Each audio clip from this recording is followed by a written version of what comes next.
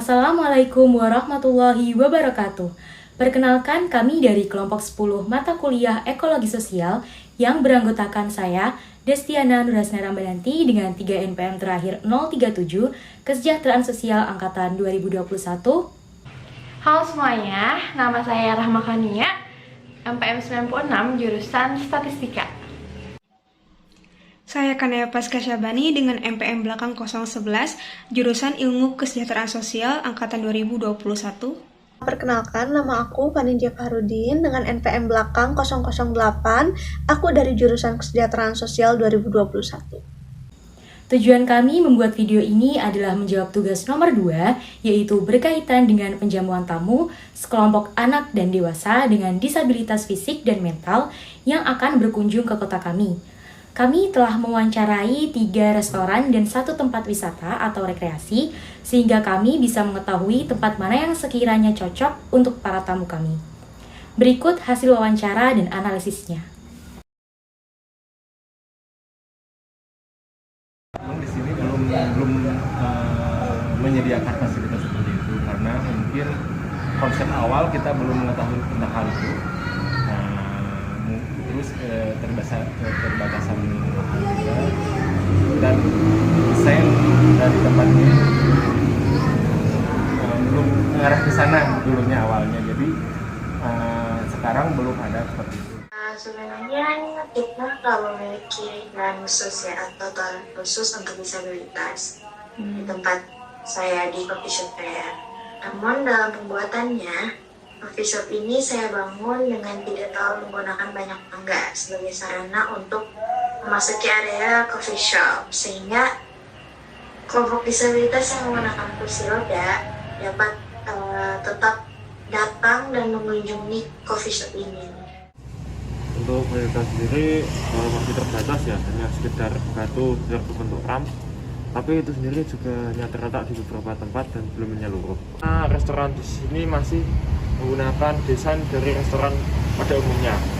Jadi 80% restoran di daerah ini atau di wilayah ini masih menggunakan model lama. Tangga ada toiletnya sih sebetulnya.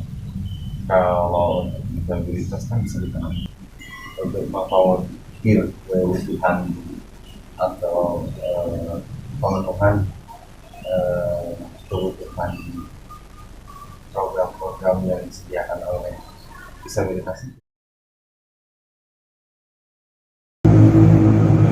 Belum juga menyediakan hal itu, karena terus di sisi lain karena kita dekat jalan dan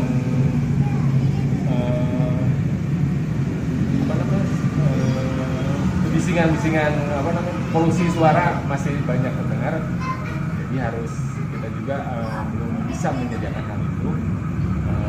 Mungkin kedepannya juga insya Allah ada untuk memperluas lahan agar ada penyediaan untuk ruang area terbuka. Fokus saya dalam pembuatan desain ini nggak difokuskan untuk penyandang disabilitas mental. Ada dan memang suka dipakai. Oh jadi kalau nggak tahu dari mana? Sudah. Oh iya, jadi cukup luas ya? Cukup karena tergantung ya, makanya mereka kita punya program sendirinya, program khusus pelatihan mental yang entah tujuannya itu apa lah gitu. Sama. Ada.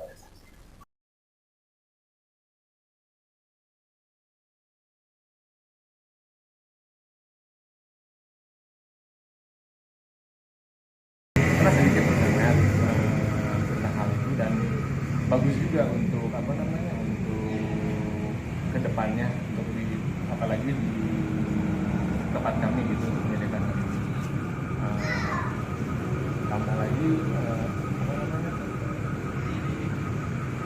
pengadaan untuk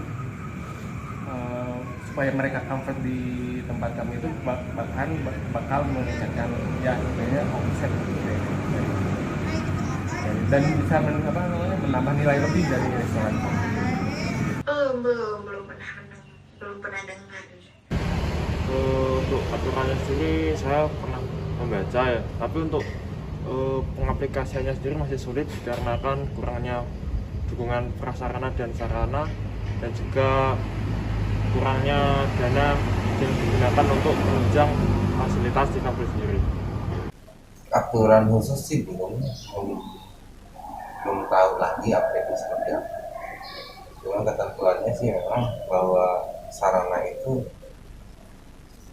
fasilitas yang kita sediakan itu diutamakan dan diusahakan. Itu tidak hanya sekedar untuk kepentingan umum ya. Untuk orang-orang yang difabel, yang dia dan lain sebagainya juga harus mengakomodir ke arah sana. Ya, udah ada beberapa diskusi dengan teman-teman itu buat memfasilitasi tempat untuk kalangan disabilitas dan mereka lebih nyaman untuk masuknya, untuk makan di sini, untuk berkunjung juga ke sini. Beberapa udah dipikirkan, cuman belum terlalu signifikan. Ya. Mungkin kedepannya juga akan terus ya apa yang perlu kita adakan untuk menunjang hal itu. Mungkin dalam kedepannya saya akan menggunakan fasilitas khusus ya untuk difabel, khususnya difabel fisik, gitu, agar mereka tetap bisa menikmati dan mengunjungi tempat usaha saya gitu. Untuk kedepannya tentu saja sebisa mungkin akan ditambah fasilitas untuk difabel, dikarenakan difabel sendiri merupakan bagian penting dari pelanggan yang ada di restoran ini, dan juga kelengkapan dari fasilitas sebuah restoran akan menunjang kenyamanan banyak pengunjung. Kedepannya kita sudah punya konsep untuk mengupgrade ya fasilitas atau sarana kita menjadi wahana air. Jadi tidak hanya sekedar kolam, tetapi wahana air pun tetap akan kita sediakan, peruntukannya pun agar bisa tetap digunakan oleh orang-orang disabilitas itu sendiri.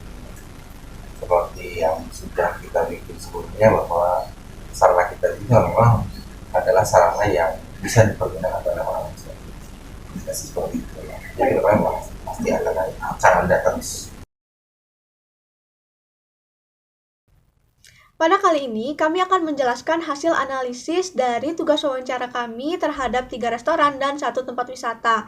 Tugas kami berkaitan dengan materi physical environment and human behavior dengan 2 teorinya, yaitu yang pertama adalah stimulation theory atau teori stimulasi. Tugas kami tentunya sangat relevan dengan teori ini. Hal tersebut dikarenakan menurut teori stimulasi, lingkungan merupakan sumber sensorik untuk manusia berfungsi. Maka pola-pola stimulasi yang kita dapatkan akan mempengaruhi emosi kita, cara berpikir kita, dan cara kita berinteraksi. Stimulus itu ada yang berasal dari cahaya, warna, tekstur, bangunan, jalan, dan sebagainya.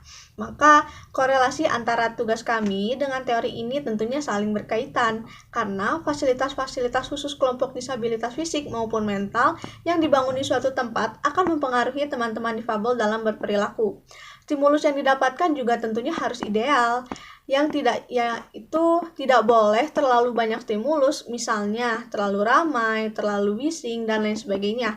Dan juga tidak boleh terlalu sedikit, misalnya terlalu gelap, terlalu sepi, dan sebagainya. Tugas yang kami kerjakan itu sangat relevan dengan teori kontrol, karena teori ini menyebutkan bahwa lingkungan fisik itu bisa mengontrol perilaku dalam artian ini adalah bisa menghambat atau membatasi munculnya perilaku-perilaku tertentu yang dilakukan manusia. Nah, di dalam teori ini terdapat beberapa konsep yang penting dan relevan dengan tugas kami, yaitu yang pertama itu personal space, yang dimana apabila dikaitkan dengan tugas kami memiliki makna bahwa fasilitas-fasilitas publik harus disesuaikan dengan kebutuhan teman-teman difabel. Salah satu contohnya itu pada kelompok orang disabilitas mental, yang dimana mereka memerlukan space yang lebih atau sebuah area yang bisa membuat mereka nyaman dan aman, karena mereka perlu menyesuaikan diri dari keramaian dengan sentuhan orang lain juga misalnya, atau juga dengan fisik yang saling berdekatan. Nah, yang kedua ada privasi. Nah, privasi ini dimana apabila dikaitkan dengan tugas kami memiliki makna bahwa fasilitas-fasilitas publik memiliki kapasitas bagi setiap individu untuk memiliki ruang untuk melindungi privasinya. Setelah mewawancarai beberapa restoran dan tempat wisata, tempat yang akan direkomendasikan untuk tamu kami yaitu kolam renang Bikasoga. Alasannya karena berdasarkan survei yang telah dilakukan di 4 tempat, yakni di restoran maupun tempat wisata, kolam renang ini memiliki fasilitas disabilitas fisik maupun mental yang lebih ramah, yaitu dengan memiliki jalur khusus kursi roda. Selain itu juga terdapat tulisan peringatan bahwa perlu adanya pendampingan bagi penyandang autisme. Kemudian fasilitas yang diberikan pun memenuhi aturan perundang-undangan, lebih tepatnya Peraturan Menteri Pekerjaan Umum Nomor 30 Tahun 2006 tentang pedoman teknis fasilitas dan aksesibilitas pada bangunan, gedung, dan lingkungan. Contoh dari fasilitas tersebut bisa berupa wastafel yang dipasang dengan ukuran tinggi tertentu dan juga lebar depannya yang bisa dimanfaatkan oleh pengguna kursi roda dengan baik. Juga peletakan keran di samping yang memudahkan pengguna kursi roda, dan juga selanjutnya ada fasilitas mandi dengan pancuran atau shower yang bisa digunakan oleh semua orang, khususnya pengguna kursi roda. Lalu terdapat juga halaman luas dan tempat duduk yang banyak. Maka pemilihan tempat ini cocok untuk anak maupun orang dewasa dengan disabilitas mental dan fisik. Namun bukan berarti ketiga restoran sebelumnya itu tidak cocok untuk dikunjungi oleh teman-teman disabilitas. Hanya saja fasilitas mereka itu belum memadai untuk teman-teman disabilitas. Tetapi dari hasil wawancara yang telah kami lakukan kepada ketiga restoran sebelumnya, mereka juga telah mempunyai rencana untuk membuat dan menambah fasilitas-fasilitas apa saja yang dapat menunjang teman-teman disabilitas agar ketika mereka berkunjung, mereka juga bisa merasakan aman dan nyaman di tempat tersebut. Sekian yang dapat kami sampaikan. Mohon maaf apabila ada kesalahan dan juga kekurangan. Terima kasih. Wassalamualaikum warahmatullahi wabarakatuh.